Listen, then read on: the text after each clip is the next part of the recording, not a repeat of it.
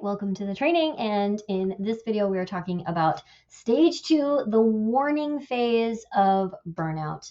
And so in this one, burnout is becoming a little bit more imminent. Like we see it on the path, where this one it's like it might happen, maybe take some precautions so it doesn't. This one is like choo choo, we're going straight towards it. Like you see it on the track in front of you now. And so really what we want to know about this phase is kind of twofold.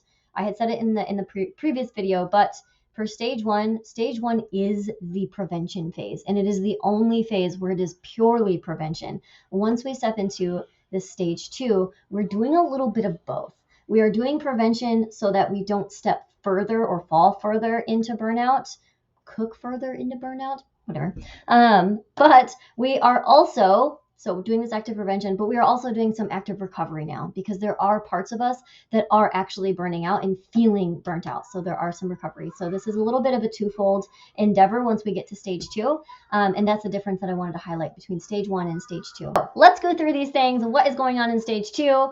As another note, I guess, these things can be experienced on top of what you might also experiencing here. So it's not a matter of, well, I'm only experiencing these or I'm only experiencing these. It's kind of like it's a shitty little ice cream, shitty ice cream sundae here. So we got like, here's your first scoop, and like this is the second scoop that just goes right on top of it. So let's go through these here.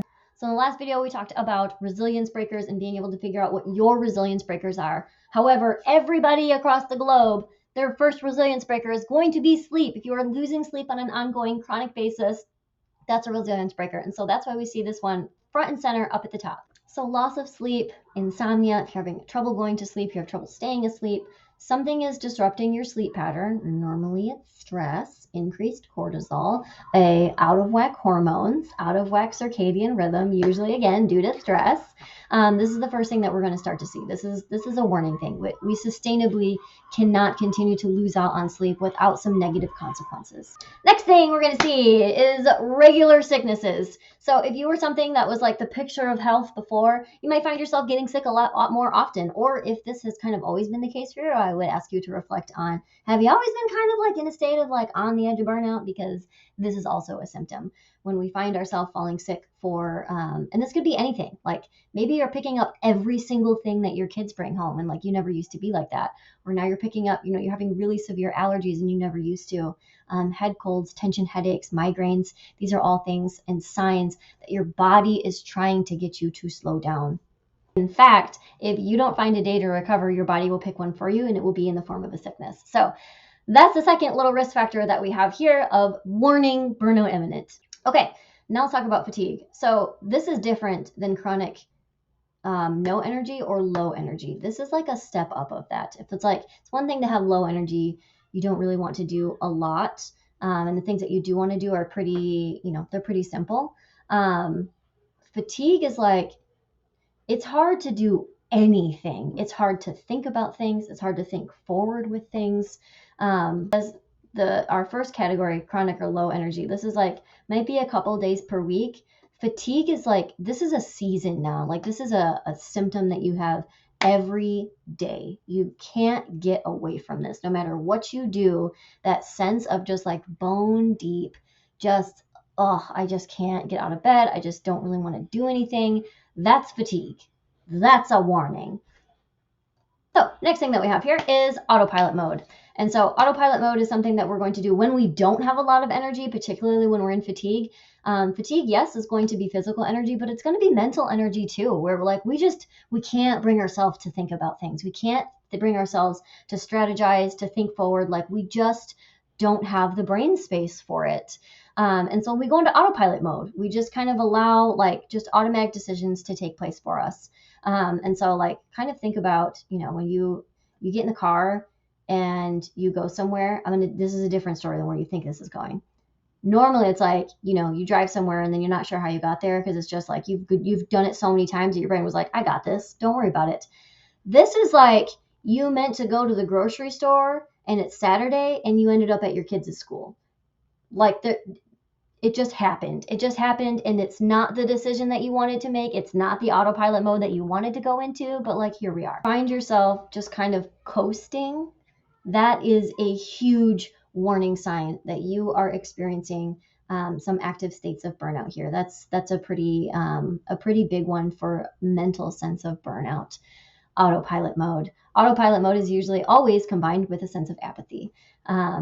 Just like, meh, cannot be brought to care. You've got nothing left in the tank, nothing left to care. It can spread across a lot of different buckets of life. So you can be apathetic about initiatives and things at work, things that maybe you're supposed to care about, but like you just can't.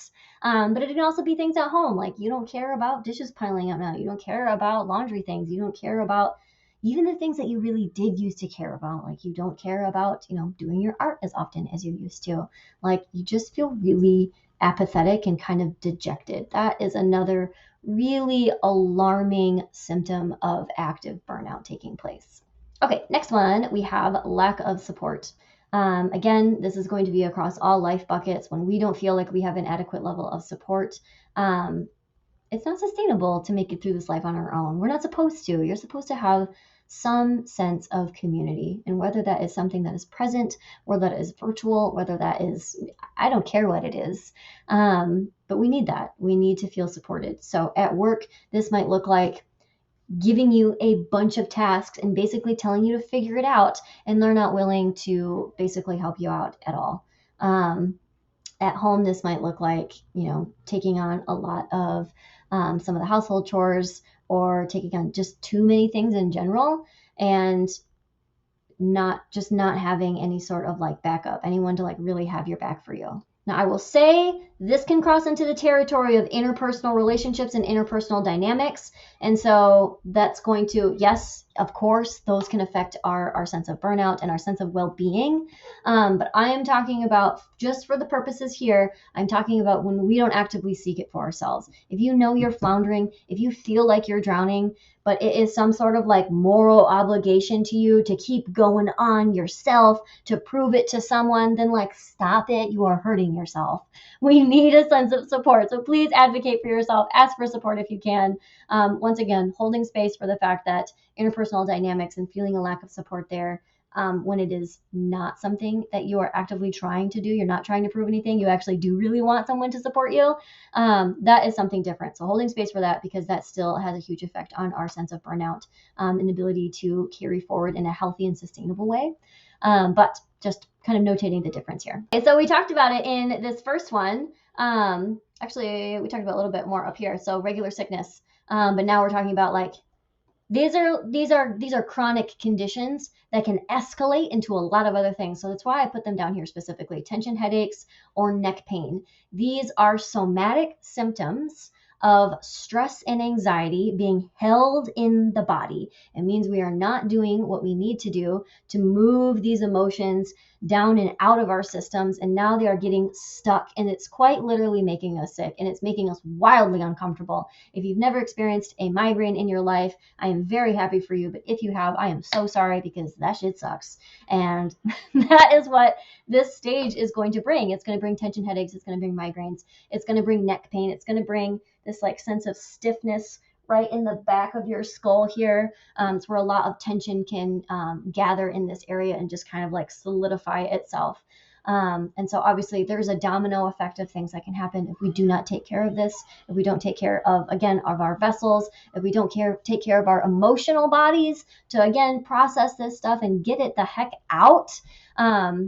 So things like, if you want to catastrophize for a moment with me, then like slip discs and back problems, and it can just like start to radiate down your back. So those things are avoidable and preventable, and that is part of this burnout prevention. If those things are happening to you on an ongoing basis, my friend, you are in an active state of burnout, and we're going to have to take the steps necessary to heal this. And the last one is like this looming sense of anxiety. We're not really sure where it comes from, why it's happening. All we know is that it's here, and it's been here, and we don't know what to do with it. So when you constantly feel like you're always behind, and it doesn't matter how early in the day you start or how many things you don't put on your plate, like you are just always behind.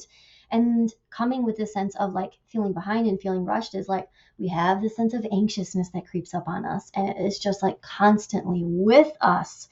Even in the moments where we're trying to relax, like we're still anxious. And because we're anxious in moments that we're trying to relax, now we feel guilty. And it just is this huge snowball. So this is more in like the prevention category, where we are, if you're experiencing these other things, this one, this one, this one, this one, these are like, this is active state of burnout. And this is something that might be experienced as like an ancillary thing to being burnt out right now, or as more of a like a huge warning that like it is coming.